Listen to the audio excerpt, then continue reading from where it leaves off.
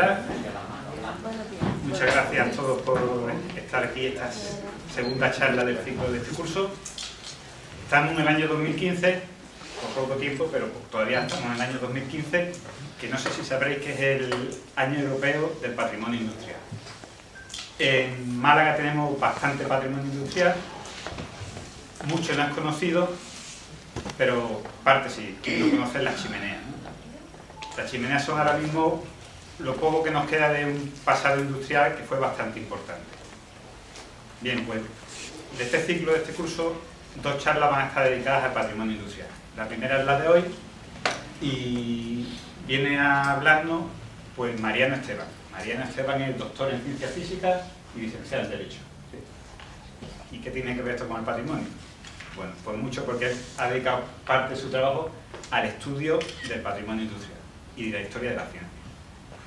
Y bueno, como intervención así como más notable, que más me llamaron la atención, fue su colaboración en la rehabilitación y cambio de uso de una harinera en Valladolid que se convirtió en el Museo de la Ciencia de Valladolid. Y también ha colaborado en los contenidos del Museo Nacional de la Energía de Ponferrada, que está ubicado en una antigua central de carbón, eléctrica de carbón, de los años 40 del siglo pasado. Ya lo he dicho bien que es el siglo pasado. Y nos va a hablar pues, de lo que es la conservación del patrimonio industrial, de eso que mucha gente piensa que es una vieja fábrica que hay que derribar porque es horrible. Es el resultado de la actividad intelectual, bueno, el resultado de un diseño. Y merecemos conservarlo, pues como conservamos el Teatro Romano, el Acueducto de Segovia, a instalaciones industriales que merece la pena ser conservadas y ser estudiadas. Y de eso sabe mucho Mariano, y de eso nos va a hablar esta mañana aquí. Pues vale, son todos vuestros, somos todos vuestros, todos tuyos.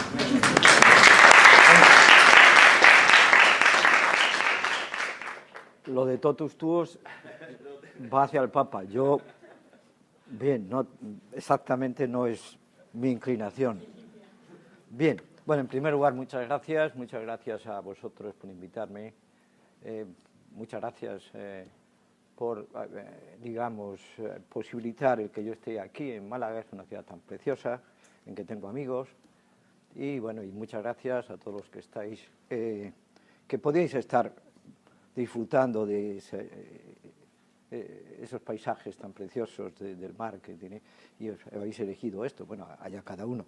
Bien, entonces, bueno, yo tengo que contaros algo sobre eso del patrimonio industrial. Y entonces, bueno, sobre las cosas se pueden contar a veces teorizando y otras veces dando ejemplos, ¿no? Yo he preferido, pues sí que voy a contar un poquito qué significa eso del patrimonio industrial, pero voy a hacerlo fundamentalmente comentando tres ejemplos del patrimonio industrial. Bueno, primero lo ha dicho muy bien Juanjo, es qué es eso del patrimonio industrial, un poco qué es. Bueno, pues está muy claro que, como veis ahí, lo he puesto, se ve muy bien, es que a lo largo de la historia la actividad industrial ha ido generando una serie de elementos, como pueden ser ejemplos de arquitectura industrial, máquinas, estructuras ingenieriles, etcétera, que de alguna manera nos transmiten una actividad, nos transmiten unos momentos históricos, por lo tanto, su estudio nos ayuda a conocer nuestra historia. Pero para que podamos estudiarlos es fundamental que los conservemos, o sea, debemos conservar estos restos, estos elementos de actividades industriales anteriores para que conozcamos mejor nuestra historia. Pero por si acaso, yo siempre, cuando uno tiene que definir algo, yo siempre, bueno, digo que la mejor manera es ir al diccionario de la Real Academia. Aquí hay una institución que es,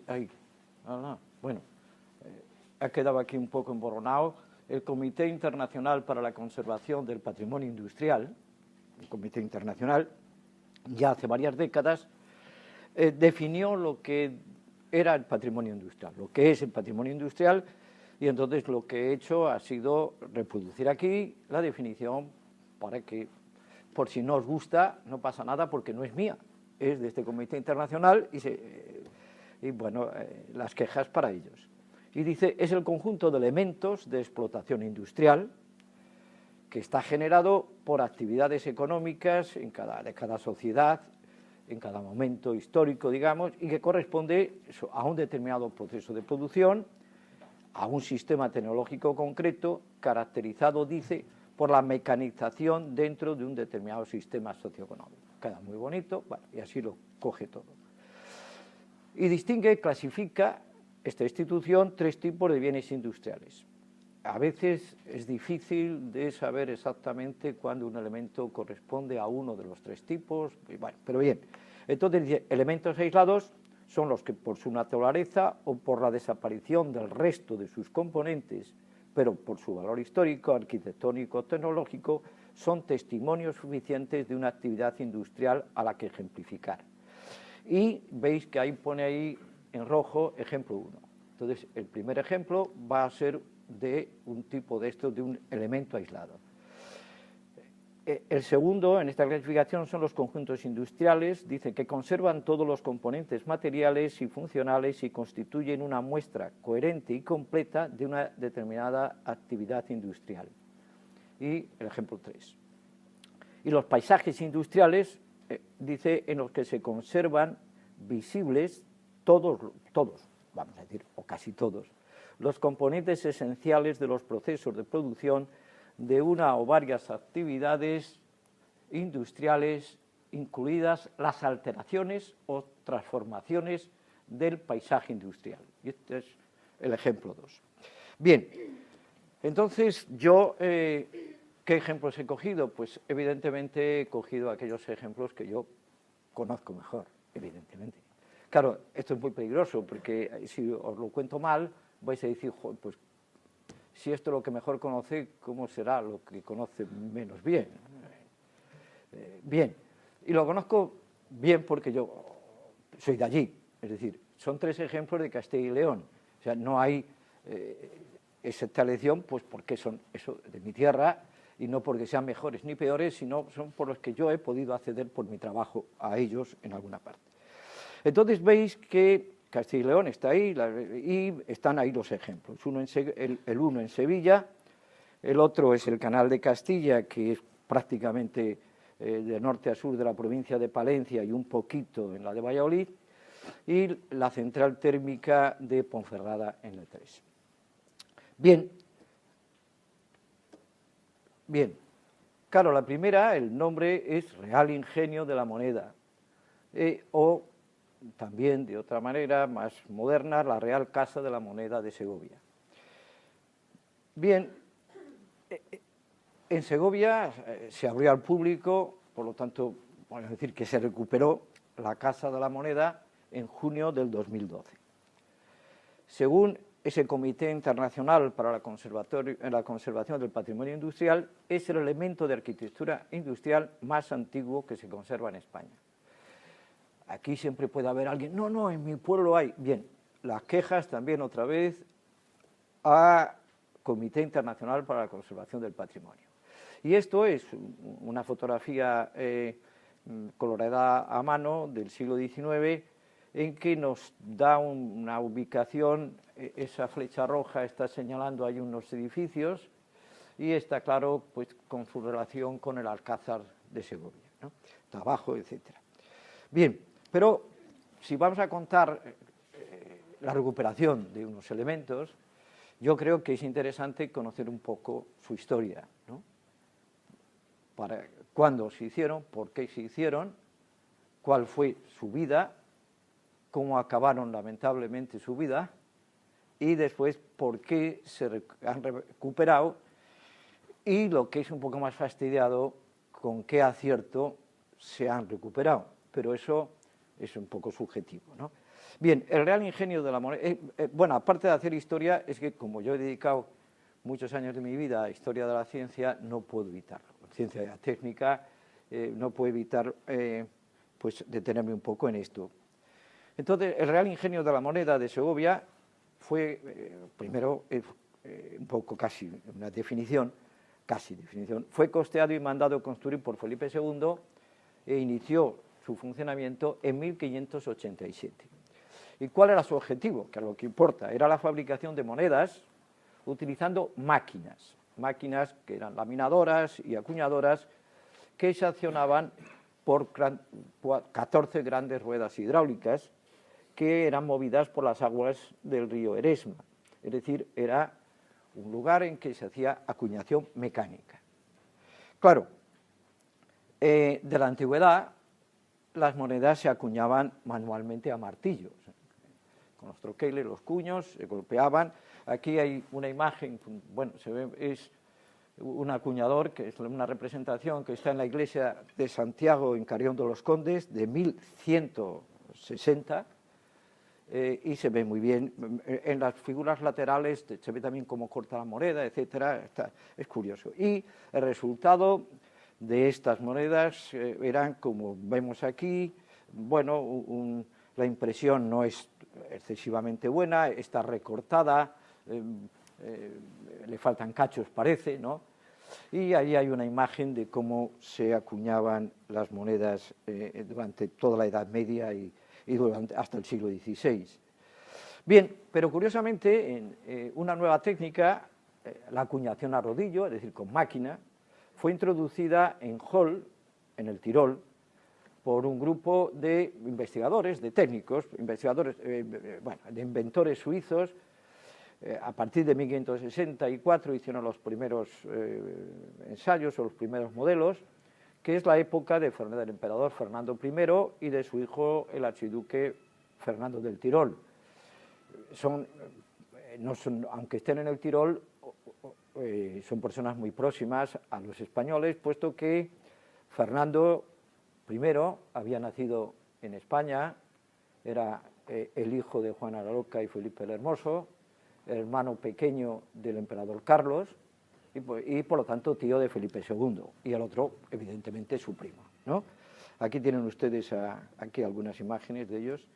Bien, uno de esos inventores suizos consiguió a partir ya de 1969 una máquina que realmente era muy efectiva para acuñar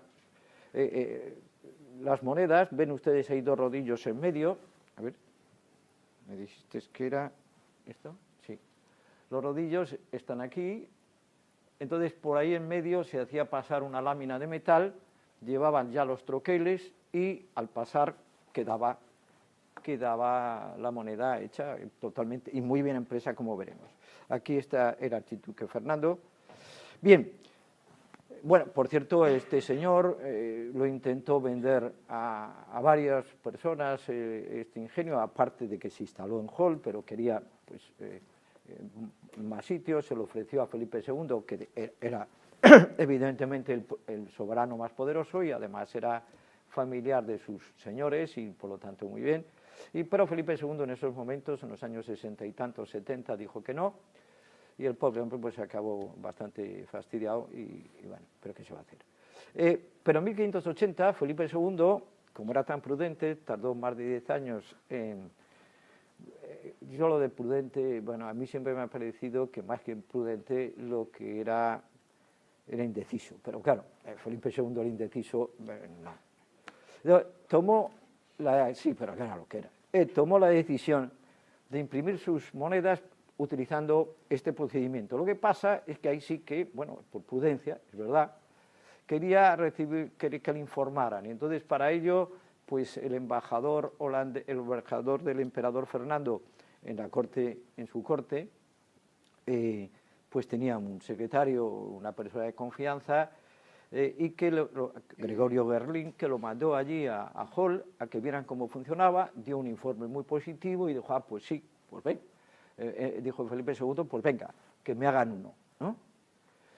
Y entonces, pues, este señor Gerlin recibió el encargo de supervisar la construcción de ese aparato, de esa máquina laminadora y impresora, y, evidentemente, después transportarlo hasta España. En 1582 empezaron en Hall a construir la maquinaria que iba a venir a España. Pero claro, en algún sitio había que poner toda esa instalación.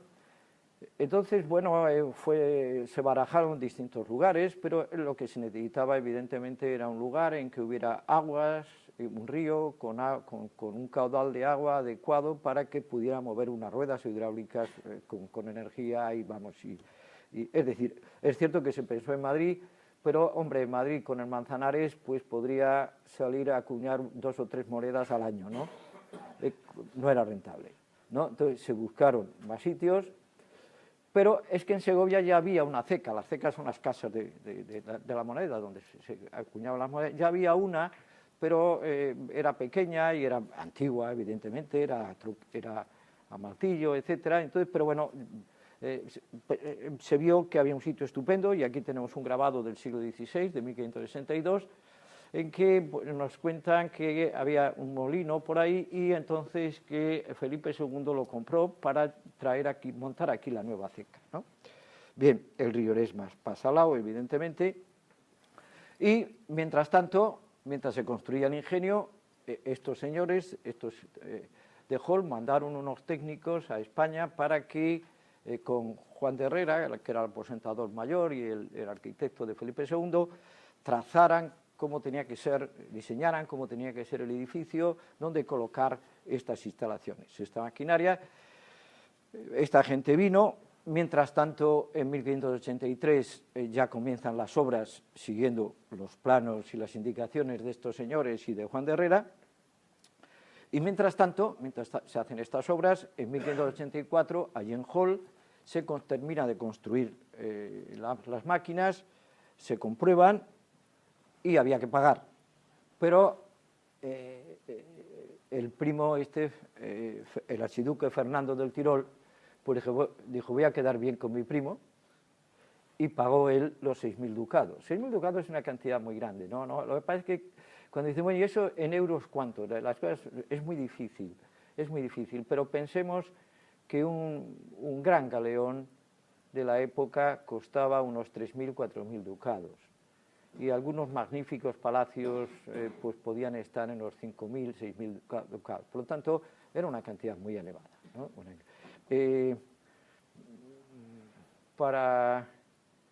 Bueno, podíamos pensar que estaba el sueldo de un catedrático de universidad en esos momentos estaba en unos 80 ducados al año.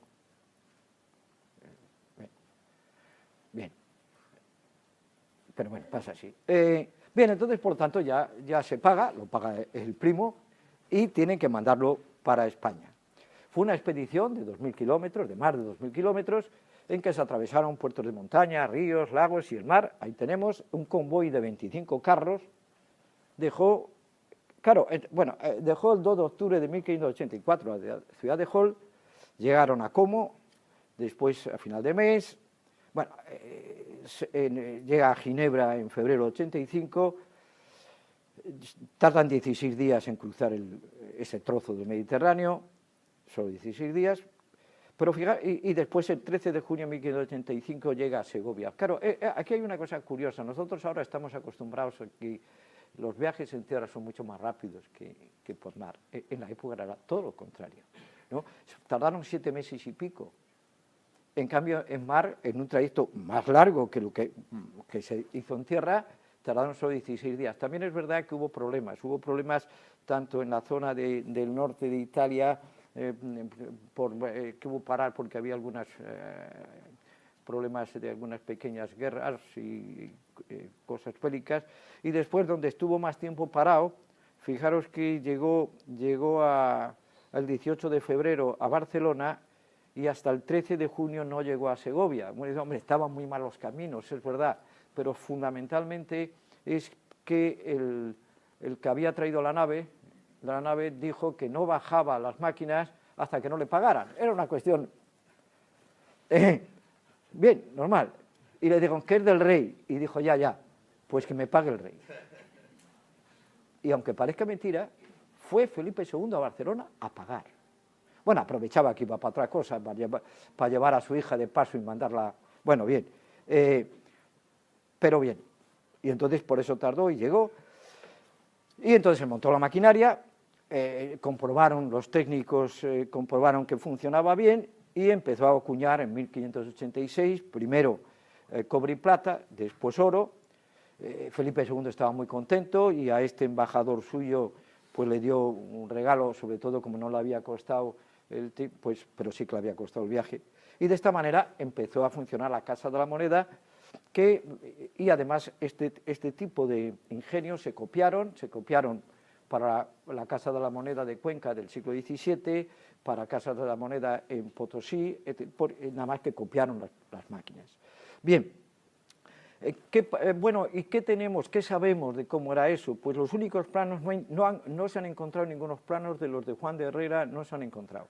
Sí se han encontrado de Francisco de Mora, ya a principios del siglo XVII, es decir, 20 años más tarde, que son estas birrias, estos dibujillos, ¿no? Esto es todo lo que era el ingenio de la moneda, aquí la fundición, bueno, pues bien. Bueno, aquí son en alzada y tal, bueno, pues... pero podemos saber mucho mejor cómo era gracias a que sí que hay planos de lo de Cuenca, que hemos dicho que era una copia del de Segovia.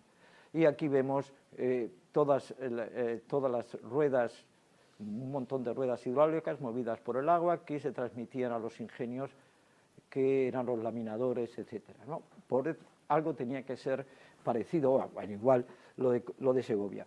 Pero en el fondo lo que sabemos por la documentación es que había dos grandes edificios, uno era este y otro más pequeñito que estaba aquí, que ahora lo veremos.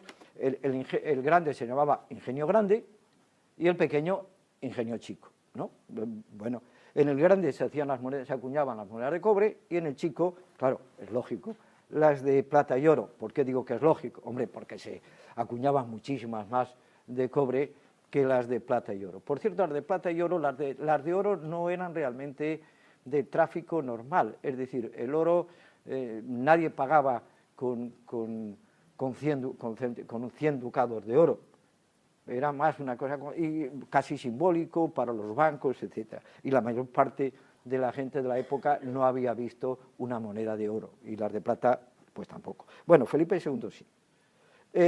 Bien, el ingenio grande se movía por 10 grandes ruedas hidráulicas, movían los rodillos acuñadores, y también movían pues todos los fuelles, los martinetes, los mazos y tal, de la herrería y del horno que había, claro, para hacer las láminas de cobre, o las de plata o las de oro, para poderlas meter en los rodillos. Bien, ¿qué es lo que sucede? Bueno, bien, funciona. A partir de 1770 y 1730, al final solo se quedaron para acuñar monedas de cobre, porque las de oro y plata se llevaron a Sevilla y a Madrid. Ya además en 1771 sustituyen las ruedas hidráulicas y fundamentalmente estas máquinas laminadoras por una técnica más moderna, que eran las prensas de volante. Se mejoran algunas instalaciones por otro arquitecto famoso, Sabatini, el de los jardines estos de Madrid. Y aquí tenemos pues una foto, esta ya es una foto del siglo XIX, de 1870, que nos dice cómo era ese complejo, ¿no? Lo que, bueno, como Real Casa de la Moneda estuvo funcionando hasta 1869, o sea, hasta el año anterior a esta foto, y después se cerró y se vendió, intentaron venderla, no lo vendí, tardaron 10 años, lo compró un señor, un tal Fernando Nieto, pues, para montar una fábrica de harinas. Después la tuvo unos años, se lo vendió a otros y estuvo la fábrica abierta hasta 1967. Bueno, pues digamos que tuvo 200 años, casi 300 años para acuñar moneda y 100 años como fábrica de harina. Está muy claro que había dos actividades muy diferentes. Bien, bueno, estos son unos planos ya más de la fábrica de harinas. Este es un plano del 19. ¿Y qué es lo que pasa? Bueno, pues como hemos dicho, estuvo ya desde el 70 o 70 y tantos cerrada, y aquello empezó a entrar en ruina y se creó una asociación, la Asociación de Amigos de la Casa de la Moneda, y que intentaban recuperar aquello, ¿no? Los edificios presentaban ya, parte de ellos, en estado ruinoso, no quedaban restos de maquinaria, pero es que además, ¿de qué maquinaria? Porque la maquinaria de Felipe II ya había desaparecido en los años, en el siglo XVIII, porque habían pasado el volante, y además después, cuando pasó a ser de harina, pues desapareció toda la maquinaria. Bien, en 1998, pues los gobiernos municipal, regional y nacional forman un convenio para la rehabilitación de la Casa Moneda de Segovia, y se hacen estas fotos, y aquí ya vemos realmente un poco qué era aquello, ¿no? Pues tenemos, aquí está hecho desde el río, por aquí está el río, y este es el ingenio grande, es decir, donde estaban para acuñar el cobre y los laminadores. Este es el ingenio pequeño, donde se acuñaba el oro y la plata.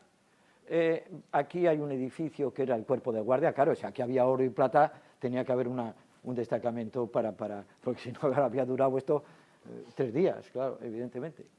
Y aquí una serie de edificios que son posteriores, y este que es muy moderno. Este es en la última fábrica de harinas hicieron este edificio en 1955. Desde el otro lado, aquí tenemos la puerta principal, esta serie de edificios en que dice tesorería, fundición y oficinas del ensayador, pero corresponden realmente ya a la ceca, al ingenio de la moneda del siglo XVIII, prácticamente. Aquí vemos la fábrica nueva, esta de harinas, lo de Felipe, el ingenio grande, y este ingenio pequeñito de aquí, y todo está amurallado. Bueno, perfecto. ¿Y qué es lo que pasa? Pues el ayuntamiento, como sobra dinero, esta es la gran ventaja de este país, pues esta ruina la compra por más de 4 millones de euros, ¿no? Todavía los vendedores tendrán una foto del alcalde. Bien, hay un decreto del año 2002 donde dice que se declara bien de interés cultural con categoría de monumento, y el ayuntamiento creó la fundación del Real Ingenio con el objetivo, dice, de impulsar el proceso de rehabilitación del edificio con encargo de diseñar y poner en marcha en el futuro talleres de herrería y forja, acuñación, fabricación de papel y grabado, de estampación y encuadernación. Es decir, querían hacer allí un montón de talleres para que la gente viera cómo se acuñaban monedas, cómo se fabricaba moneda, cómo papel, todo eso. Muy bien, la idea muy bien. Entonces se crea un patronato en el que participan una serie de instituciones, y en el 2004 se encarga alguien, no voy a decir nombres de nada, de quien interviene en las cosas, más que nada, pues porque, ¿para qué? Un proyecto de recuperación que estimaba un coste total de 15 millones de euros, modesto la cosa, que después se disparó a 40 y tantos, y tenemos aquí que se lee mal, pero este es el proyecto, pero voy a leer una cosa que merece la pena. Dice que los criterios que se van a seguir son: uno, de orden histórico, dice, actuando, vamos a ver, esto lo veo mejor aquí, acotando la etapa histórica del edificio, y muy bien, lo acota muy bien, desde el primer día que funciona hasta el último que funciona, de 1868, es decir, no, bien. Con lo cual es un poco raro porque había habido 2 actividades muy diferentes. Bueno, segundo, dice, de orden urbanístico, dice, hay que integrar todo esto en los circuitos de visita turística y paseo de Segovia. Y el tercero, de orden arquitectónico, dicen que había que salvar todo lo que había allí, porque todo tenía importancia. Bueno, pues muy bien, esto es lo que se hace. Están 4 años haciendo obras, y se inaugura el museo en el 2012, en junio. Aquí tenemos la puerta rehabilitada. Y vamos a ver unas pocas fotos de, bueno, esto es el cuerpo de guardia, que es por donde uno paga para entrar. Los mayores pagamos menos. Esto para animar, o sea. Y esto es ese patio interior entre los que queda, es muy impresionante. A la derecha tenemos el edificio del Ingenio Grande, realmente los edificios están magníficamente rehabilitados y recuperados. Y por dentro lo que tenemos es como una especie de, bueno, son dos plantas. En la planta baja están la máquina laminadora y acuñadora, allí al fondo está la fundición, con el horno en la fundición, y una serie de objetos desperdigados. Aquí tenemos, en la planta superior hay unas grandes pancartas con información sobre estos ingenios. Las piezas esas que hay dispersas son piezas para la acuñación y fabricación de la moneda de distintas épocas, del siglo XVII, XVIII, XIX. Hay en la planta de arriba una serie de paneles explicativos con herramientas y útiles. Vamos, pasa. Vemos aquí, por ejemplo, que nos cuentan cosas. Estos textos están muy entretenidos, están bien. Y en la parte de fuera vamos a ver las ruedas hidráulicas. Bien, no hay 14, hay 3. Y hay ruedecillas. Son ruedecillas, ¿no? Es decir, digo ruedecillas igual que el ingenio era ingenillo, es decir, en pequeño. Bien. Y después es lo que está muy bien, es el ingenio chico, donde se acuñaba el oro y la plata, que han puesto una estupenda cafetería. Entonces, conclusión de esto, una magnífica recuperación de los edificios. Eso sí, el edificio del año 55 lo tiraron, con lo cual no, si se recuperaba todo, no, pero cuando uno entra allí y dice que bien está todo esto, después lo que hay dentro, uno no sabe muy bien cómo funcionaba aquello, cómo se hacían las monedas, ni muchísimo menos. Y además, lo que tenía que transmitir es que fue la casa de la moneda más importante, porque era mucho más grande que la de Hall. Claro, lógicamente no era lo mismo, hay un firme en el Tirol que una de las cecas más importantes de España, ¿no? Por lo tanto, este era la ceca más grande del mundo en esos momentos. Cuando uno ve esto, bueno, bien, lamentable, ¿qué se va a hacer? ¿No? Una oportunidad perdida. La recuperación del edificio está muy bien, pero recuperación realmente de una actividad, etcétera, pues la verdad que mal. Bueno, voy a ir un poco más deprisa porque si no, no paso del segundo ejemplo. Bueno, el canal de Castilla no tiene nada que ver. Es 207 kilómetros de canales para transporte, constituye una fuente de energía que movió a más de 80 fábricas y que sirvió y sigue sirviendo para regar más de 23.000 hectáreas. Es la mayor obra de ingeniería de España anterior al siglo XIX, ¿no? Bien, los antecedentes estaban muy claros, es que había unos intereses económicos, Castilla producía muchísimos cereales y había que venderlos fuera, pero había que llevarlos bien al sur de España y había que atravesar unas montañas o bien embarcarlas por el Cantábrico y había que superar la cadena, el macizo cantábrico, por lo cual las cosas estaban fastidiadas.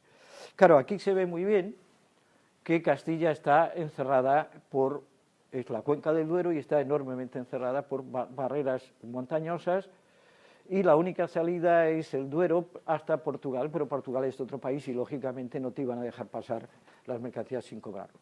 De todas maneras, hoy cuando venía, pues gracias a Juanjo he visto que para entender esto no hay que salir de Málaga. Se llama El Mapa. En el colegio El Mapa hay esa reproducción absoluta magnífica de España y se ve mejor que en ningún sitio cómo está encajonada Castilla, ¿no?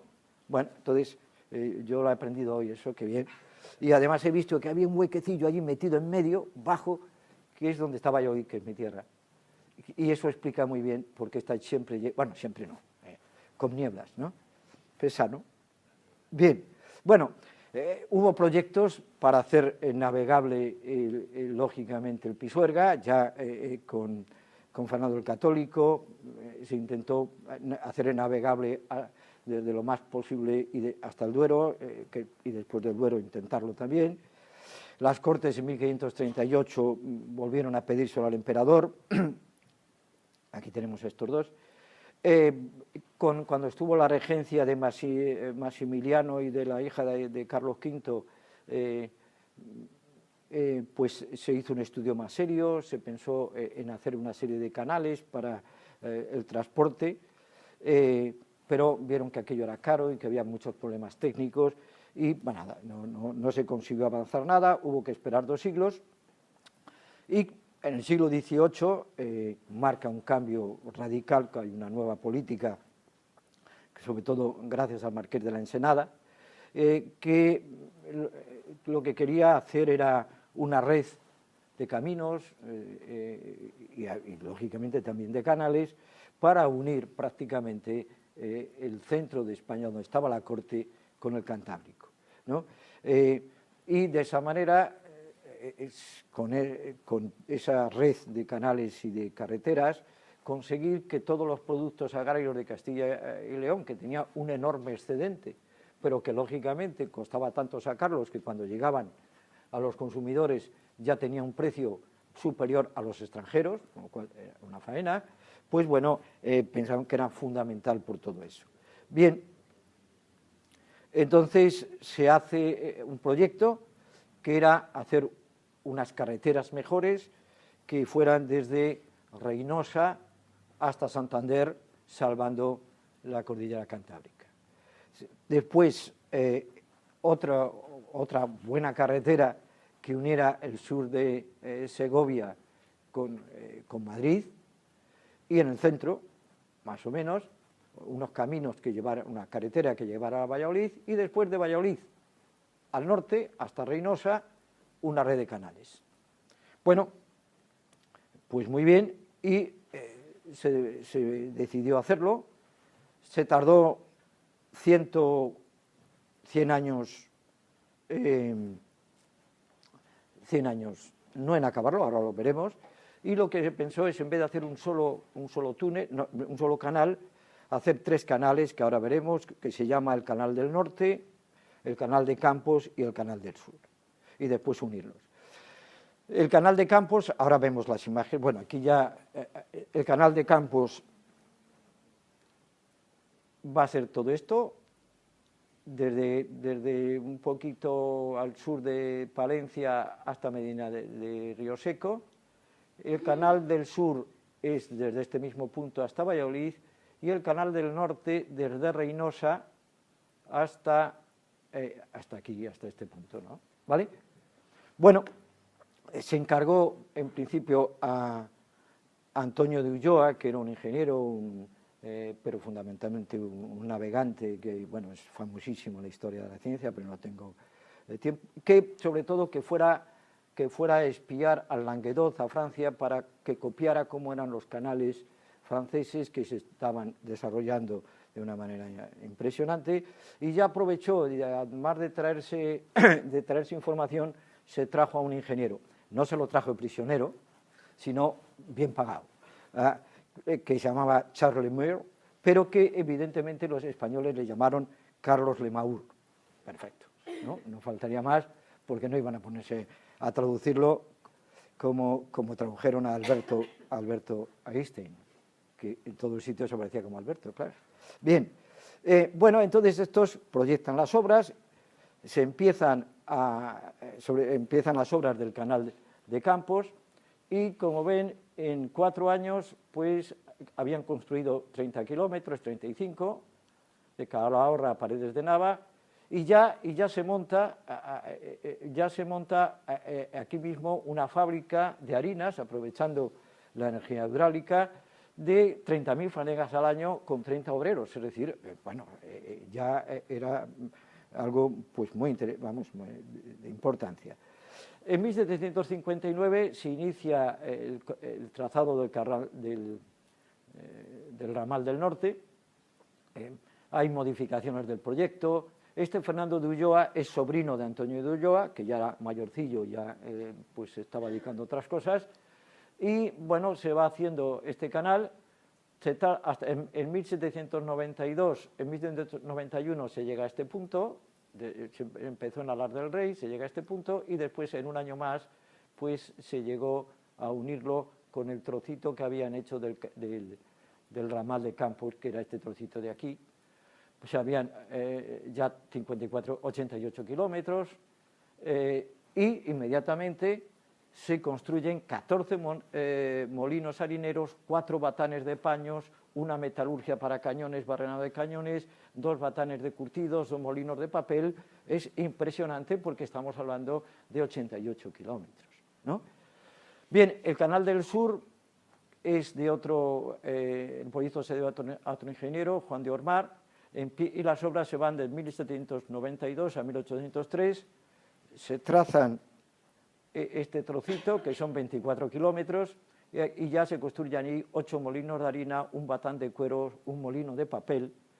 En total, en 1803, en total con los 3 canales, tenemos 130 kilómetros navegables, nuevas poblaciones, se repueblan muchísimo, se crean nuevos pueblecitos, sobre todo donde estaban los saltos y las esclusas, que ahora hablaremos, cerca de 40 industrias y con un coste de 84 millones de reales. Bien, de 1804 a 1828 se paralizan las obras por la independencia, la gran independencia, se abandonan poblaciones, y todo esto que en poquísimo tiempo entra casi en derribo total. Bien, cuando en 1831, en 1830, un poco antes, se estudia por los ministros de Fernando VII y se ve que es fundamental recuperar, primero recuperar todos esos canales que se habían hecho, bueno, lo que se había ya hecho, y hacer nuevas cosas, pero se ve que no hay dinero y se piensa en privatizar.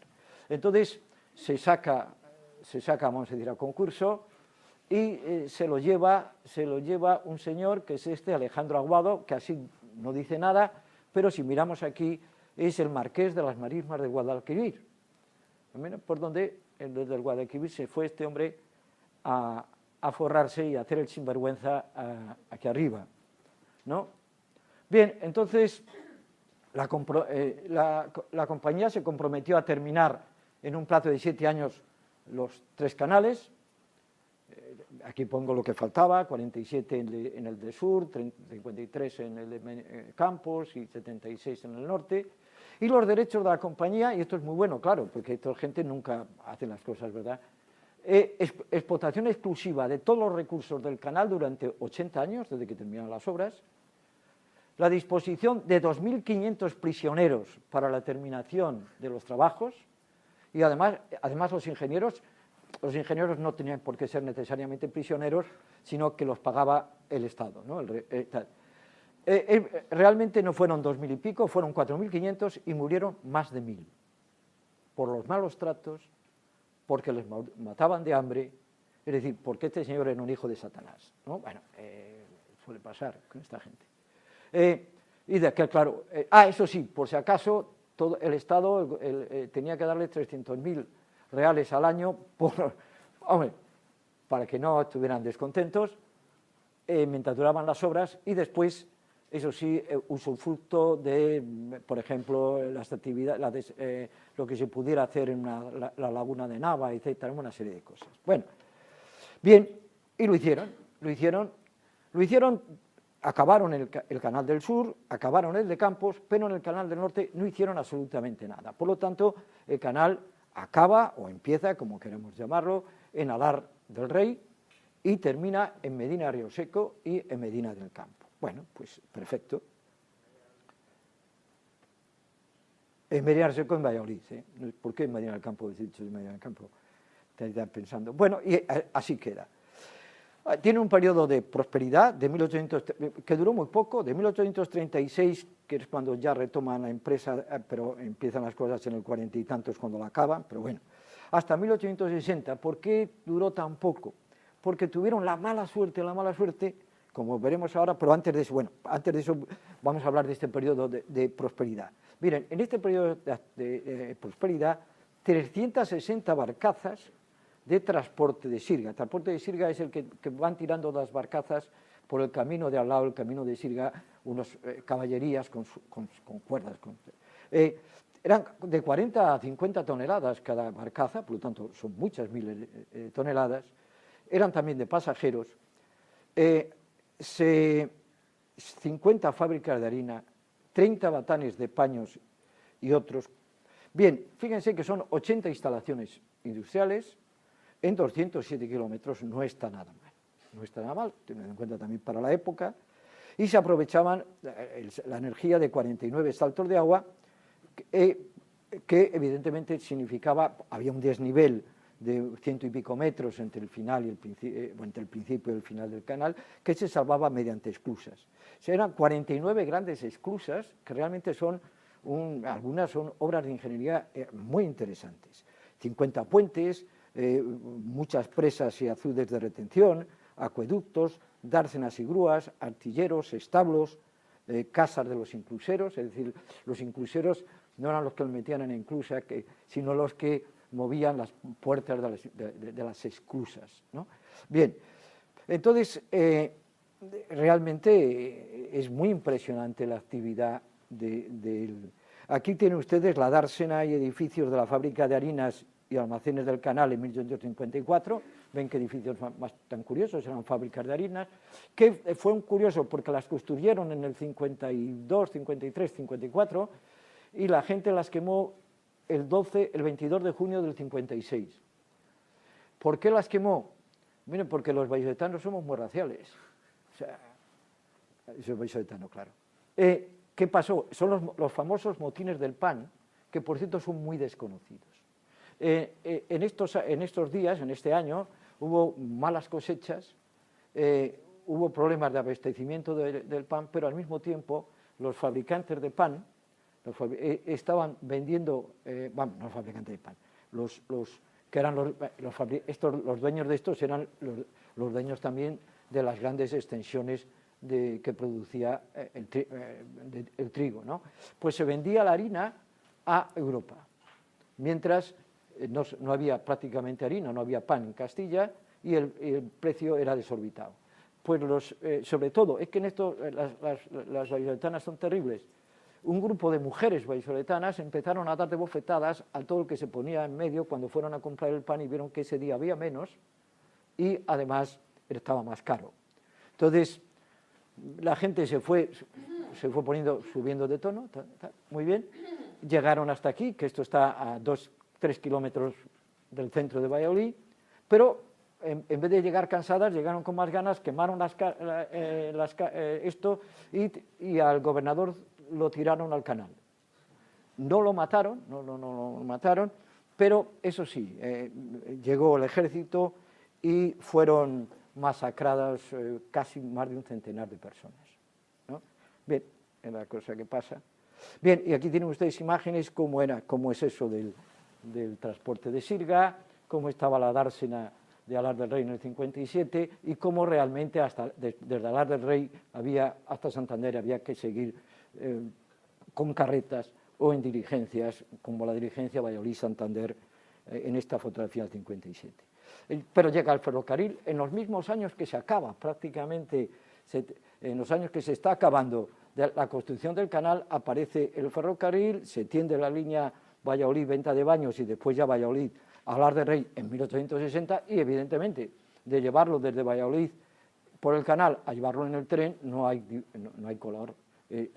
Y aquí tienen la primera máquina, es la Isabel.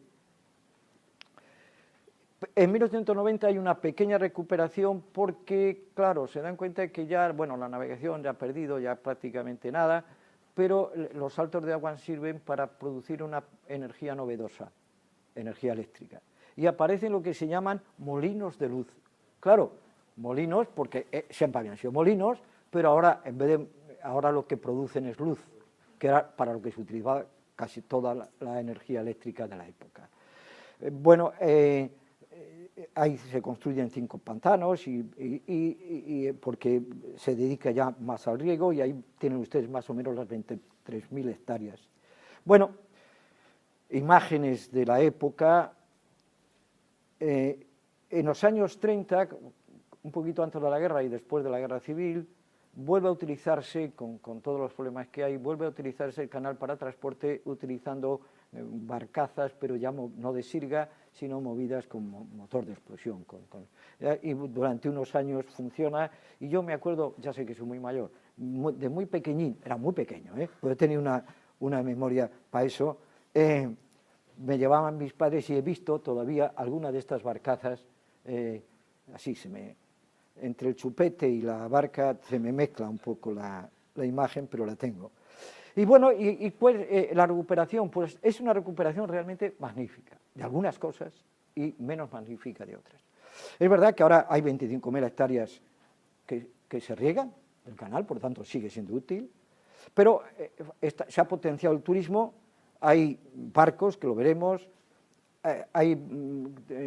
los caminos de sirga se utilizan para las bicis y bicis eléctricas, para que la gente no se canse, restaurantes.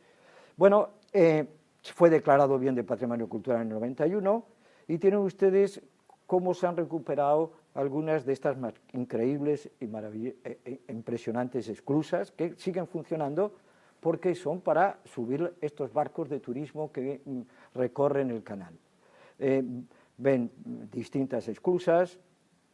Estas son, hay un desnivel grande y hay 4 esclusas en cadena, en Frómitas, que es una auténtica maravilla. El que sale es un amigo mío ahí, pero ese es posterior. La última de las esclusas, ven el puente y están más.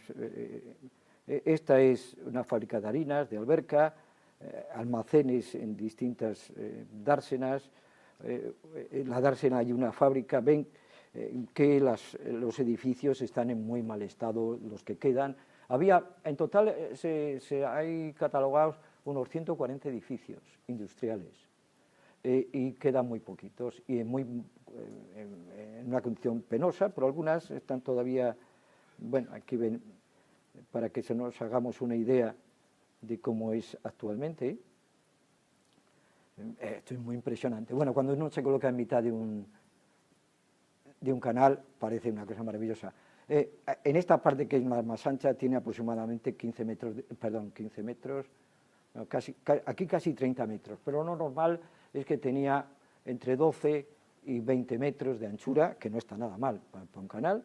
Claro, un canal de navegación. Y las rutas turísticas, estos dibujillos son las distintas rutas turísticas que hay ahora. Y la recuperación de las maquinarias, bueno, aquí tenemos barcos turísticos, que por cierto, lógicamente, se les ha dado los nombres de los ingenieros que lo diseñaron: Antonio de Ulloa, Juan de Omar y el Marqués de la Ensenada, que es el protagonista de todo. Y aquí vemos que está en una esclusa para subir o bajar, en este momento no me acuerdo lo que sería. Bien. ¿Y qué pasa con la rehabilitación de las fábricas? Bueno, se han rehabilitado todas estas obras de ingeniería, evidentemente, como las esclusas, como las compuertas, como todo esto, pero de las fábricas, pues la verdad que corresponden a iniciativas privadas. A veces también en algunos pueblos se han hecho casas de cultura en ellos. La verdad que de la maquinaria prácticamente nada, pero sí de los edificios. Hay alguna, como por ejemplo esta de Albarca de Campos, en que yo tuve que dar un informe para que les pagaran, y mi informe fue negativo, evidentemente. Fue porque, bueno, recuperaron muy bien el edificio, pero lo de las máquinas era lamentable, y perdieron y destrozaron pues todo lo que merecía la pena. Iba a ser una especie de galería de arte y residencia para artistas, y ahora, vaya hombre. Bueno, ¿cómo se va antes? Esto es, oye, para ir así.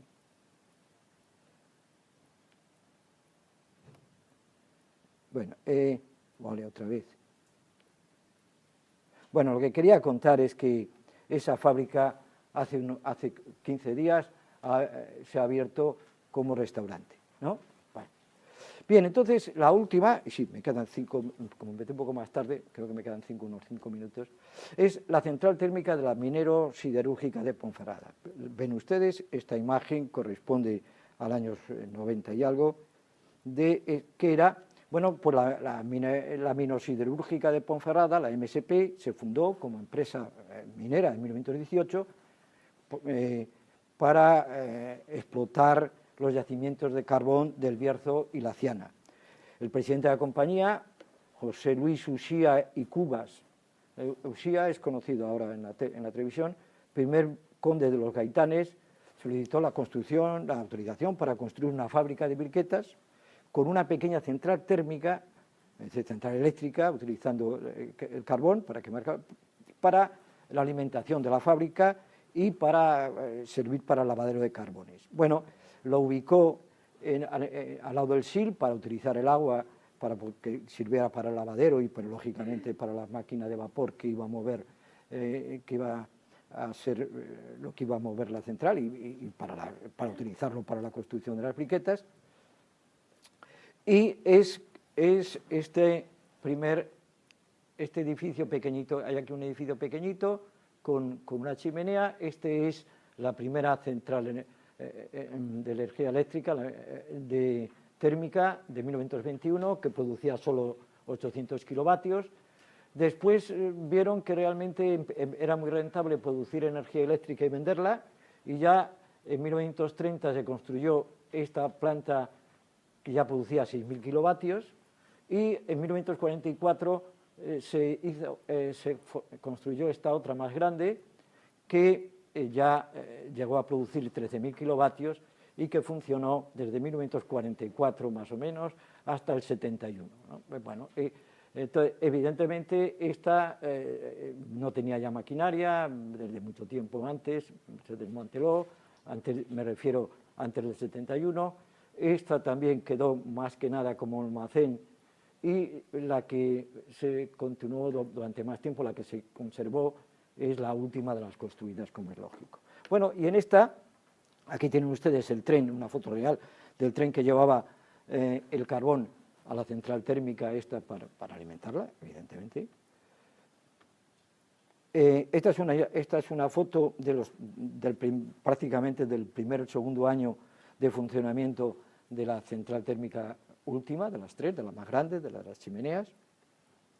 Esta es una imagen que muchos, a lo mejor, bueno, algunos de los que estamos aquí por edad, cuando hemos pasado por Ponferrada hace muchos años, veíamos una enorme montaña de restos de carbón.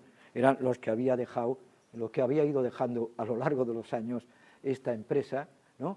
Y aquí hay un edificio blanco que en ese momento estaban construyendo, Endesa estaba construyendo una central térmica de Compostilla 2, ellos habían comprado ya la pequeñita que está aquí, esta que hemos visto, y significó, en cuanto esta entró en funcionamiento, esta es la que se cerró, ¿no? Bien, esto es como estaba en el año 2007, y Endesa, la propietaria, lo cedió a una fundación, la Fundación Ciudad de la Energía, Ciuden, en que participa el Ayuntamiento de Ponferrada, y que querían que formara parte de un Museo Nacional de la Energía en Ponferrada. Ven ustedes, fíjense bien la imagen de esta fábrica. Esto es como estaba del vertedero, vamos, del muelle de carbones, cómo llegaba llegaba aquí el carbón a las calderas. Vamos. ¿Se ha cansado? Bien. Y esta es la imagen que tiene ahora en el 2011. Bueno, hombre, está más bonita, evidentemente recuerda al edificio anterior. Hombre, el muelle este de los carbones, pues la verdad es que parece otra cosa, no da, desde fuera pues da un aspecto muy diferente.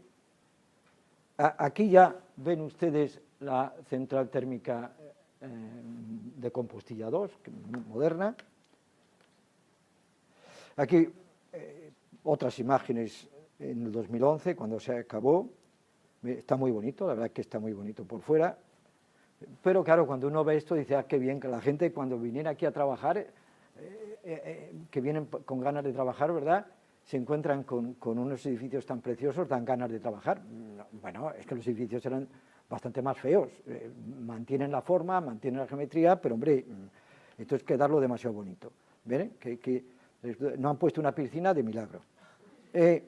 Cuando uno entra adentro, en cambio la recuperación interior es francamente buena, francamente buena. El muelle de carbón está muy bien conservado y recuperado, bueno, un poquito mejor.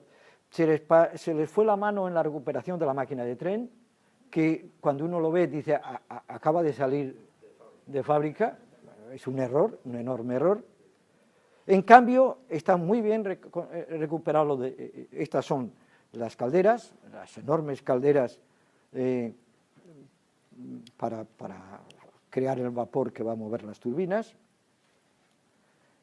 Otra imagen es de la nave de carbón, de tal manera que está limpio, pero se ve perfectamente que son algo antiguo y algo usado, ¿no? Pero conservándolo para que no se caiga, evidentemente. Los controles están muy bien recuperados porque tienen aspecto de viejo, de usado, que es lo que tiene el aspecto que debe tener. Lo mismo la sala de control, los controles de la sala de generación. Aquí tenemos los generadores, son 2, son 3, que también están, y además están en su sitio exacto, no les han movido, lo han protegido, eso sí, para que nadie lo toque ni nadie se caiga a donde están las turbinas inferiores. El edificio del 21, el primero, ahora es la cafetería, ha quedado por fuera bonito. La chimenea no la han tocado, no sabían qué hacer con ella, es decir, no iban a poner algo dentro.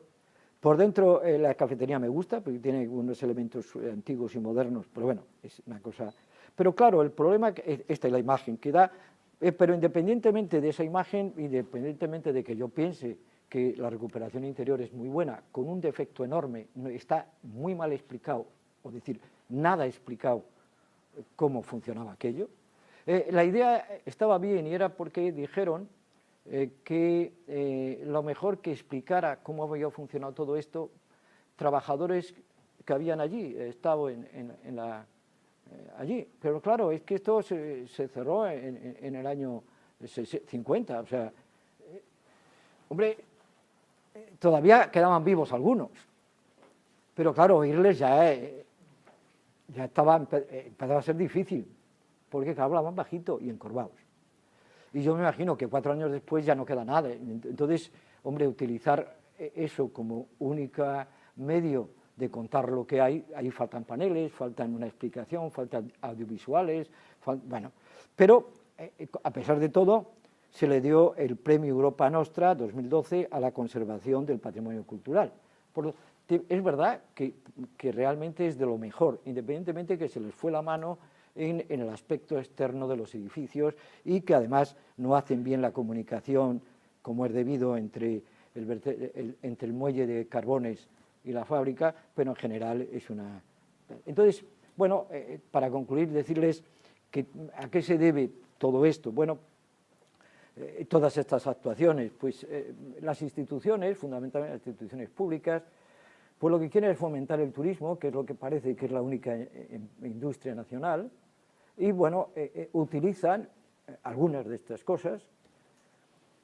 Y bueno, evidentemente no lo hacen, estoy convencido que al 99% de los casos no lo hacen porque quieran de verdad preservar estos elementos que constituyen nuestra historia y por lo tanto no dejan de ser memoria histórica y tal. No, lo hacen fundamentalmente porque se puede incentivar el turismo. Pero de todas maneras, si lo hacen, lo que importa es que lo hagan, ¿no? Aunque sus objetivos no sean lo que a lo mejor nos gustará a muchos de los que estamos aquí, ¿no?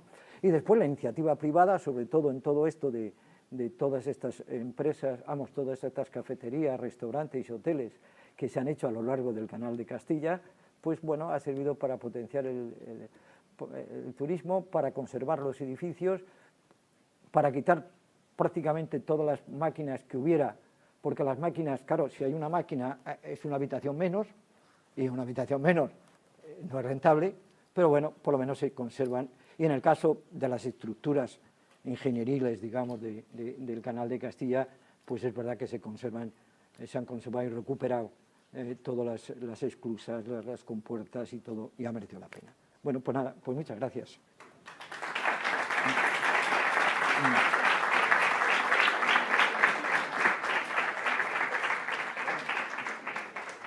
Por cierto, si hay tiempo, ¿alguien quiere alguna? Vamos, necesita o quiere hacer alguna pregunta.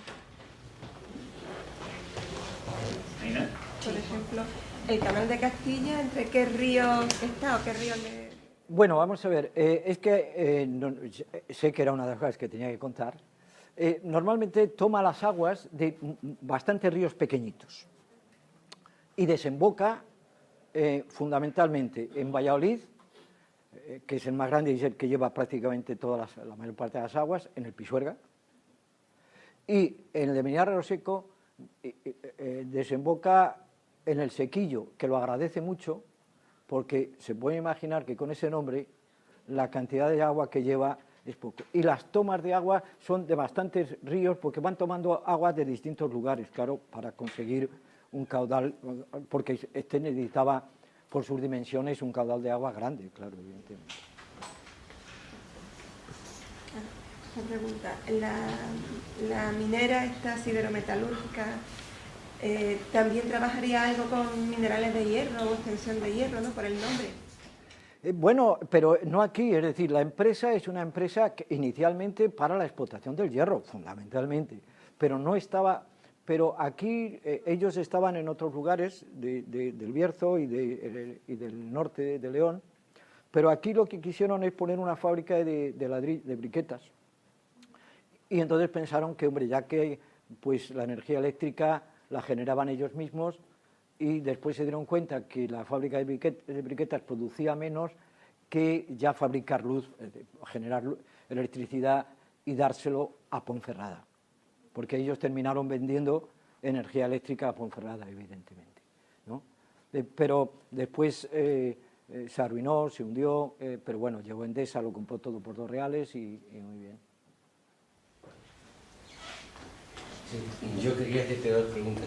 Una es que, así insinuando un poco también, que la parte externa de las reconstrucciones, pues en general ha sido bastante exitosa, sin embargo, que la parte de los interiores y de los mecanismos y de la explicación, que es en muchos aspectos lo esencial, pues se ha dejado en segundo plano.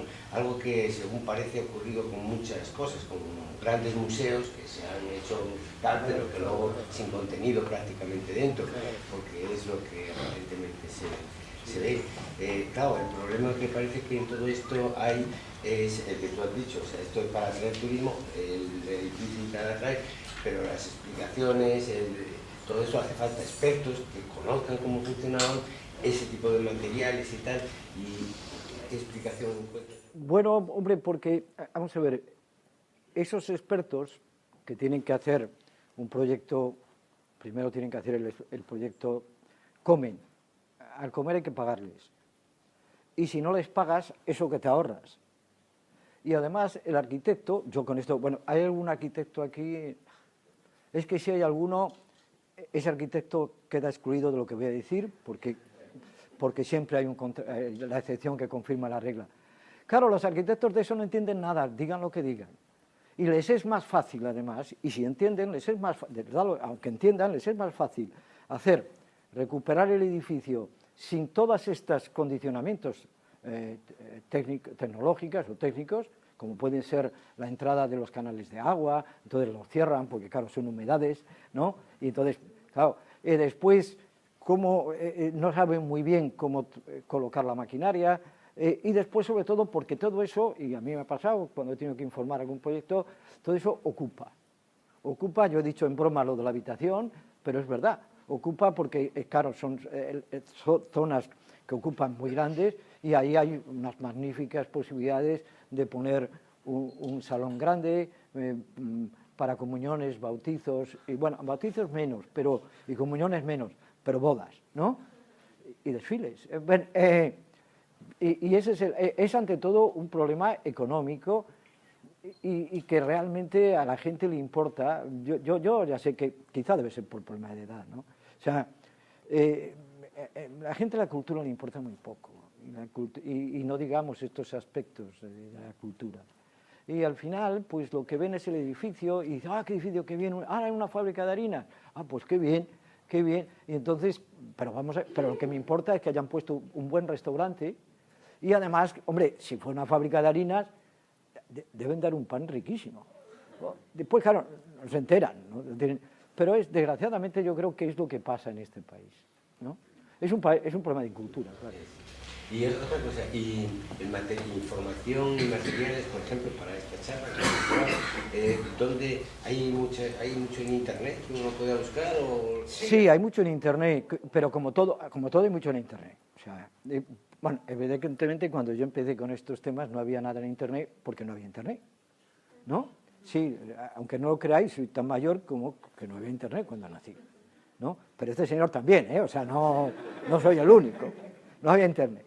Entonces, bueno, pues la documentación, los archivos, claro, lo de mi ingenio es en archivos Simancas, en los distintos archivos. Por ejemplo, vamos a ver, todo relacionado con lo eléctrico, o con la ingeniería eléctrica, o con todo esto, hay las grandes empresas, al final, ya sabéis que hubo centenares de empresas dedicadas a la generación de electricidad en toda España, y al final esas 2 o 3 se fueron comiendo a todas.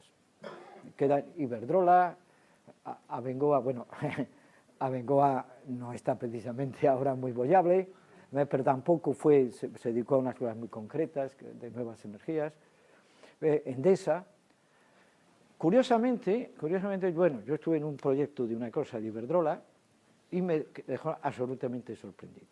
Si yo, cuando vi todo aquello, yo hubiera tenido un montón de años menos, pues me hubiera dedicado a dirigir tesis sobre todo lo relacionado con la producción y el patrimonio y todo lo que queráis, porque estas empresas, que todas han ido comprando desde 1880 y tantos prácticamente todo, mantienen unos archivos absolutamente increíbles, pero absolutamente increíbles, mejor que, bueno, es una maravilla, pero no solamente eso. Estos ingenieros se habían formado en Inglaterra, en Alemania, y desde 1800 y pico, 1980, contrataban a los mejores fotógrafos del mundo para hacer reportajes gráficos. Y cuando aparece el cine, los primeros reportajes cinematográficos son sobre las construcciones de las grandes centrales, casi todas hidráulicas, ¿no? Pero también térmicas, y está todo ahí. Y es una cosa increíble, porque ahí están la historia de esos poblados que se creaban cuando se construía una gran presa, que la Dávila o cualquiera de estas, que iba a durar 10, 15 años las obras. Veías cómo eran las escuelas, cómo eran todo, y eso para los historiadores, no solo para los historiadores de la técnica, son una fuente impresionante. Y son accesibles, pero la gente no sabe que existe. Y después, bueno, después en internet ahora hay mucho, porque hay gente que es muy aficionada a este tipo de cosas, que ponen trabajos realmente magníficos, y hay también trabajos que no son muy allá, ¿no? Pero sí, yo también he utilizado alguna información, la he utilizado, y otras, bueno, en el caso de Endesa, de esto, pues como participé en otra cosa, pues bien. ¿Cómo se está trabajando este tema del patrimonio industrial, ¿no? Ha habido ejemplos ahí de recuperación.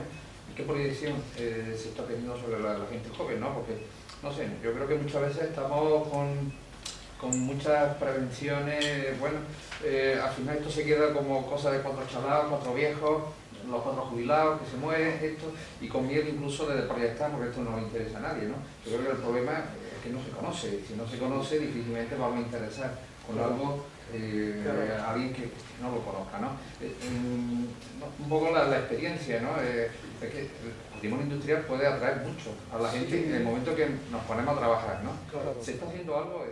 Bueno, eso vamos a ver, sí que hay una sociedad española de patrimonio industrial, que son casi todos pues gente que provienen, bueno, por ejemplo, ahí hay bastantes historiadores de la economía, de las universidades, que tienen un enfoque muy importante, menos técnico, muy importante.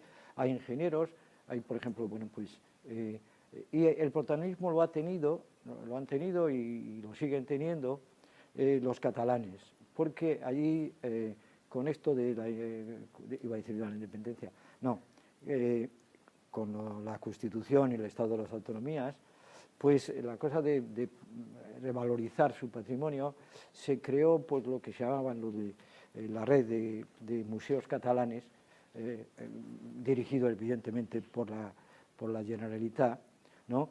Y ahí pues se recuperaron muchísimos, quizás lo sabéis, muchísimas cosas de estas. Y su presidente, el director, pues fue el presidente de esta asociación, que pues ya se ha jubilado. El problema de esto es que para transmitirlo de una manera eficaz, allí en Cataluña se hace mucha divulgación y mucha propaganda, porque les interesa que vean cómo eran las fábricas de cultivo, no sé qué, etcétera. Pero normalmente las cosas tienen incidencia si de alguna manera se explica en clase. Es decir, si hubiera... El hecho es que debiera haber en la universidad, pues debiera haber unas plazas, unas cátedras, lo que fuera, de este tipo de cosas. Y si lo hay, pues lo hay de manera coyuntural. Es decir, vamos a ver, nosotros que nos dedicamos a esto de historia de la ciencia técnica, pues la Universidad de Valladolid nos creó un instituto de esto, en que trabajamos allí profesores que éramos físicos o matemáticos o químicos. Pero no se creaban plazas. Las plazas nuestras eran porque tenemos nuestra plaza de matemáticas, nuestra plaza de física, pero no se crearon plazas.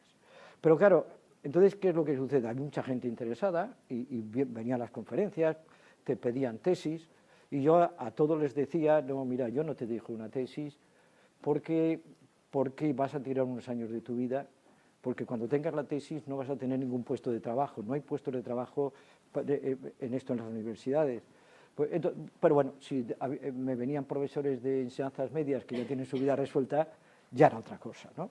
Pero el hecho es que después, ¿qué es lo que pasa, por ejemplo, con ese instituto nuestro? Pues que al no haber plazas, cuando nos hemos ido jubilando,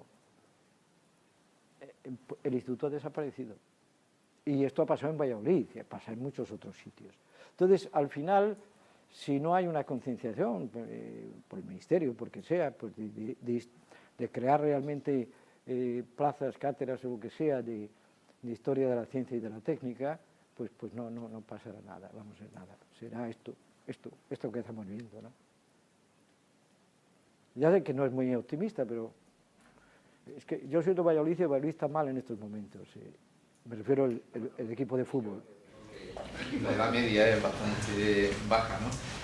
Yo creo que eso es importante, ¿no? Tenemos aquí gente joven, ¿no? Sí, claro, yo creo que están interesados, ¿no? Por lo menos asisten con mucha curiosidad a estos temas, ¿no? Y yo creo que además estamos en una buena zona para iniciarnos. Claro, aquí hay mucho. Entonces, pero aquí lo que hay que intentar es que las instituciones, si las instituciones no crean algo que posibilite, pues será cosas esporádicas, ¿no? Es un señor mayor que viene a una cosa de estas, o tal, pero desgraciadamente, porque además, bueno, pues desgraciadamente además, si existiera, es verdad, bueno, vamos a ver, el Ministerio de Obras Públicas, hay un organismo que es el CEOPU, etcétera, que de alguna manera vela por este tipo de cosas, pero bueno, vela crea concursos, o digamos, programas de ayudas a proyectos de recuperación, es verdad, pero en los últimos, no es por nada, extrañamente, desde el 2011,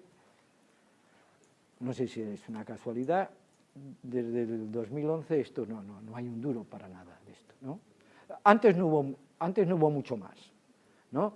Pero ahora nada, ¿no? Y teóricamente, pues te piden, algunos que consideren que más o menos expertos, pues les piden que hagan informes, como me ha pasado alguna vez, que he tenido que hacer algún informe para alguna cosa de este tipo. Pero claro, es todo muy así, muy deslavazado, muy desconectado, ¿no? Entonces es difícil. Entonces, pues, ya sabéis, hay un campo enorme para trabajar en el futuro y el único problema es encontrar quien nos pague por ese trabajo. Pero bueno, quitando ese pequeño... ¿verdad? pero el campo sí que existe y es una maravilla, ¿no?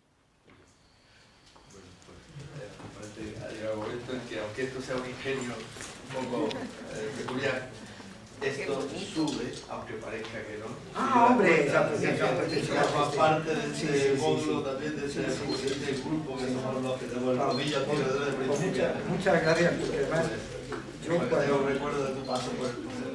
cuando nada más acabar la carrera, estuve en un laboratorio, me encontré con esto y estaba muy bien porque yo había hecho la carrera de físicas, pero había tenido tan buenos profesores que nunca me dijeron a qué servía.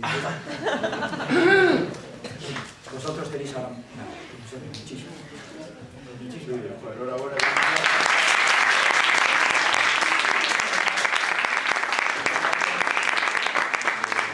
Por asistir y ya quedan emplazados para la siguiente conferencia del día de enero. Ya tenemos otra conferencia, esperamos verlos por aquí de nuevo y que tengan ustedes felices vacaciones también.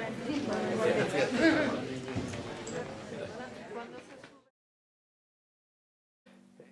El segundo en esta clasificación son los conjuntos industriales. Dice que conservan todos los componentes materiales y funcionales y constituyen una muestra coherente y completa de una determinada actividad industrial. Y el ejemplo 3. Y los paisajes industriales, dice, en los que se conservan visibles todos, vamos a decir, o casi todos, los componentes esenciales de los procesos de producción de una o varias actividades industriales, incluidas las alteraciones o transformaciones del paisaje industrial. Y este es el ejemplo 2. Bien, entonces yo, ¿qué ejemplos he cogido? Pues evidentemente he cogido aquellos ejemplos que yo conozco mejor, evidentemente. Claro, esto es muy peligroso, porque si os lo cuento mal, vais a decir, pues, si esto es lo que mejor conoce, ¿cómo será lo que conoce menos bien?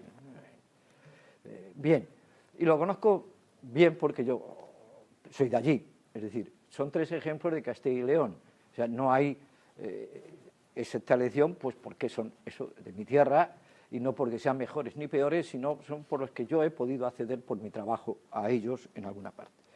Entonces veis que Castilla y León está ahí y están ahí los ejemplos. El uno en Sevilla, el otro es el Canal de Castilla, que es prácticamente de norte a sur de la provincia de Palencia y un poquito en la de Valladolid, y la central térmica de Ponferrada en el 3.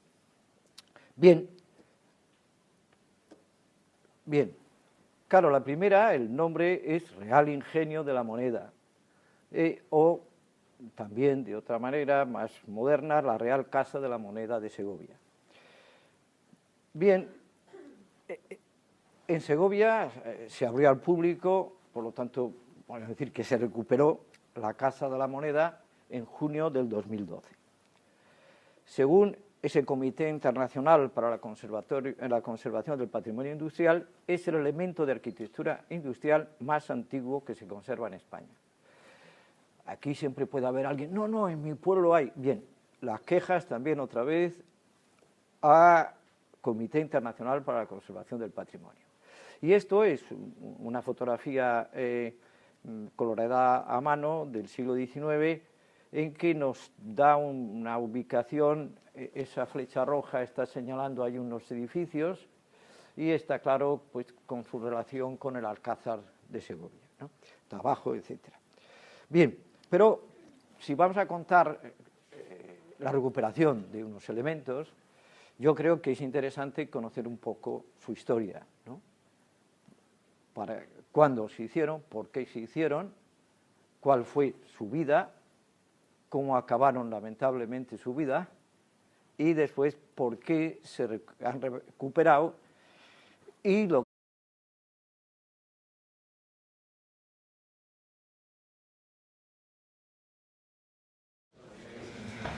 Buenos días.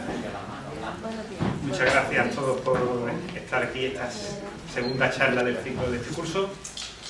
Estamos en el año 2015, por poco tiempo, pero todavía estamos en el año 2015, que no sé si sabréis que es el año europeo del patrimonio industrial.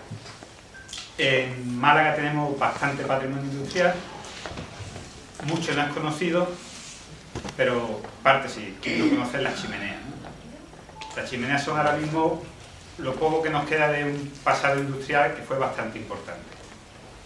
Bien, pues de este ciclo, de este curso, 2 charlas van a estar dedicadas al patrimonio industrial. La primera es la de hoy y viene a hablarnos pues Mariano Esteban. Mariano Esteban es doctor en Ciencias Físicas y licenciado en Derecho. ¿Y qué tiene que ver esto con el patrimonio? Bueno, pues mucho, porque él ha dedicado parte de su trabajo al estudio del patrimonio industrial y de la historia de la ciencia.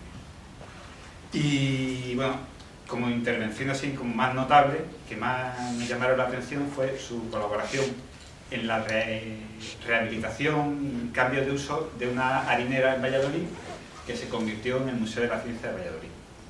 Y también ha colaborado en los contenidos del Museo Nacional de la Energía de Ponferrada, que está ubicado en una antigua central de carbón, eléctrica de carbón, de los años 40 del siglo pasado. Ya lo he dicho bien que es el siglo pasado. Y nos va a hablar pues, de lo que es la conservación del patrimonio industrial, de eso que mucha gente piensa que es una vieja fábrica que hay que derribar porque es horrible. Es el resultado de la actividad intelectual, bueno, el resultado de un diseño. Y merecemos conservarlo, pues como conservamos el Teatro Romano, el Acueducto de Segovia, hay instalaciones industriales que merece la pena ser conservadas y ser estudiadas.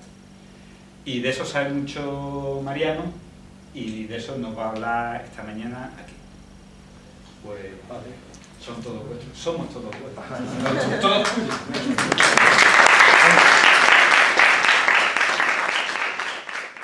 Lo de totus tuos va hacia el Papa. Yo, bien, no, exactamente no es mi inclinación. Bien, bueno, en primer lugar, muchas gracias a vosotros por invitarme. Muchas gracias por, digamos, posibilitar el que yo esté aquí en Málaga, es una ciudad tan preciosa, en que tengo amigos. Y bueno, y muchas gracias a todos los que estáis, que podéis estar disfrutando de esos paisajes tan preciosos del mar que tiene, y os habéis elegido esto, bueno, allá cada uno. Bien, entonces, bueno, yo tengo que contaros algo sobre eso del patrimonio industrial. Y entonces, bueno, sobre las cosas se pueden contar a veces teorizando y otras veces dando ejemplos, ¿no?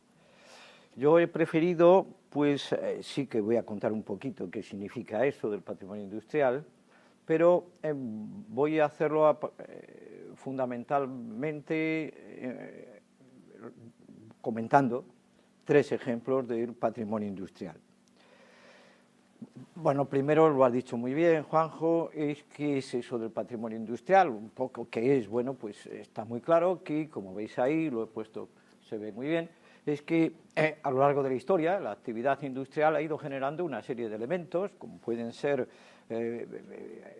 ejemplos de arquitectura industrial, máquinas, estructuras ingenieriles, etcétera, que de alguna manera nos transmiten una actividad, nos transmiten unos momentos históricos, por lo tanto, su estudio nos ayuda a conocer nuestra historia.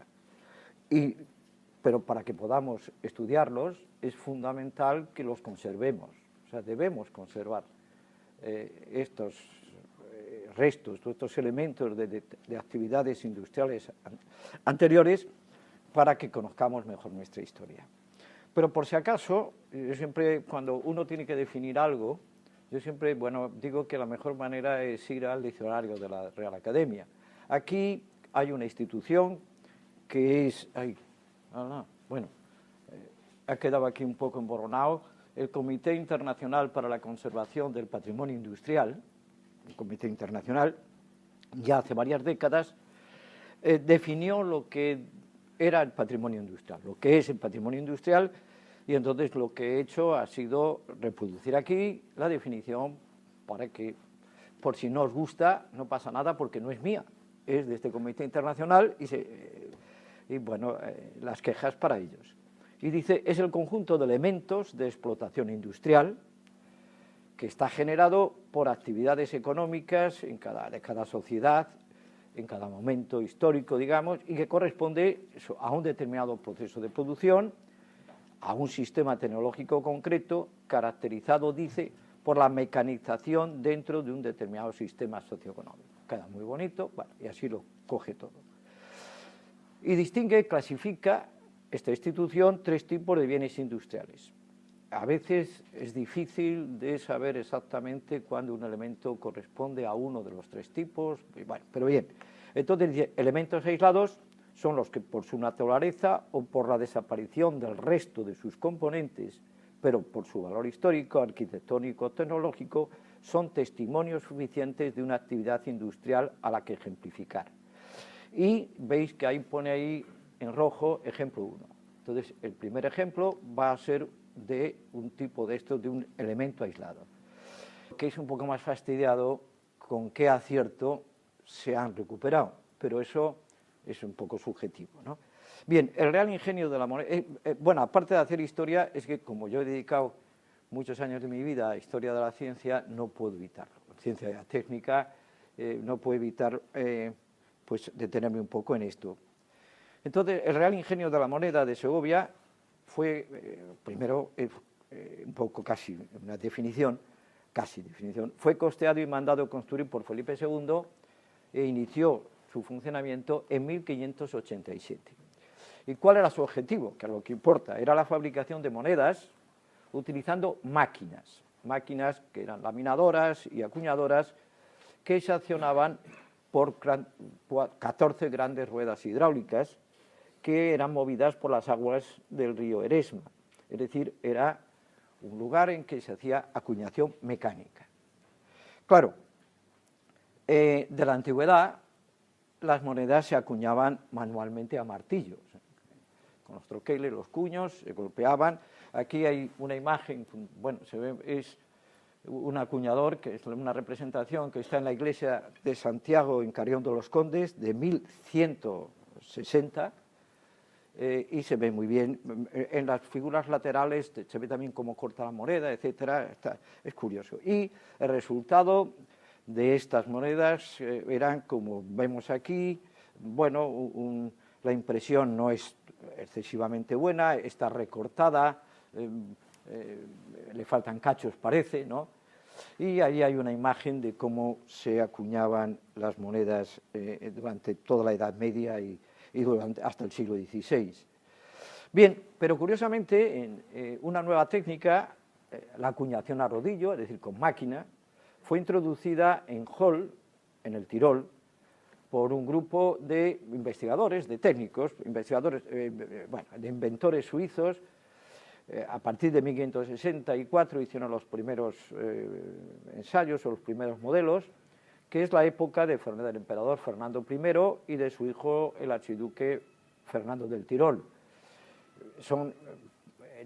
Aunque estén en el Tirol, son personas muy próximas a los españoles, puesto que Fernando I había nacido en España, era el hijo de Juana la Loca y Felipe el Hermoso, el hermano pequeño del emperador Carlos y por lo tanto tío de Felipe II, y el otro, evidentemente, su primo, ¿no? Aquí tienen ustedes aquí algunas imágenes de ellos.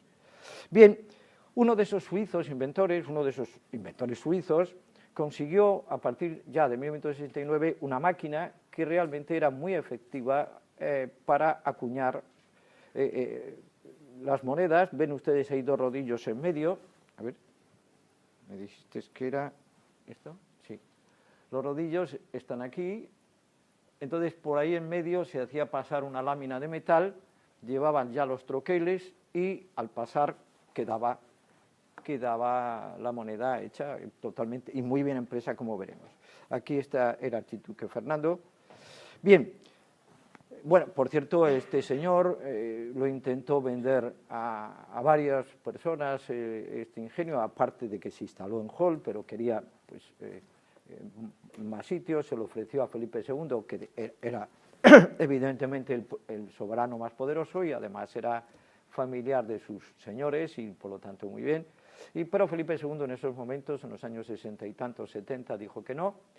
y el pobre hombre pues acabó bastante fastidiado y bueno, pero ¿qué se va a hacer? Pero en 1580 Felipe II, como era tan prudente, tardó más de 10 años en...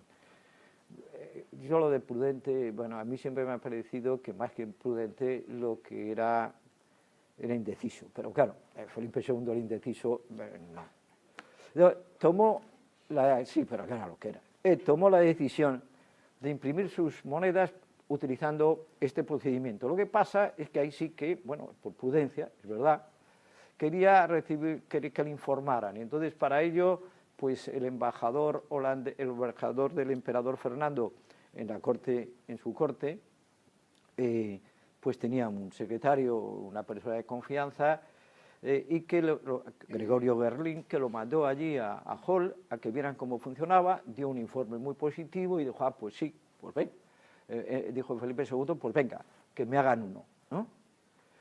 Y entonces, pues, este señor Gerlín recibió el encargo de supervisar la construcción de ese aparato, de esa máquina laminadora y impresora, y, evidentemente, después transportarlo hasta España. En 1582 empezaron en Hall a construir la maquinaria que iba a venir a España, pero claro, en algún sitio había que poner toda esa instalación. Entonces, bueno, se barajaron distintos lugares, pero lo que se necesitaba evidentemente era un lugar en que hubiera aguas, un río con un caudal de agua adecuado para que pudiera mover unas ruedas hidráulicas con energía es decir, es cierto que se pensó en Madrid, pero, hombre, en Madrid con el Manzanares pues podría salir a acuñar 2 o 3 monedas al año, ¿no? No era rentable, ¿no? Entonces se buscaron más sitios, pero es que en Segovia ya había una ceca. Las cecas son las casas de la moneda, donde se acuñaban las monedas. Ya había una, pero era pequeña y era antigua, evidentemente, era a martillo, etcétera. Entonces, pero bueno, se vio que había un sitio estupendo, y aquí tenemos un grabado del siglo XVI, de 1562, en que nos cuentan que había un molino por ahí, y entonces que Felipe II